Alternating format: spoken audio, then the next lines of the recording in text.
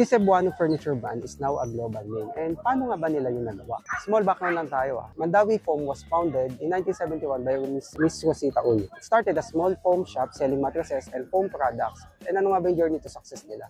Ganito kasi yun, Rosita saw the potential diversifying her products. She expanded into furniture, home decor, and even appliances.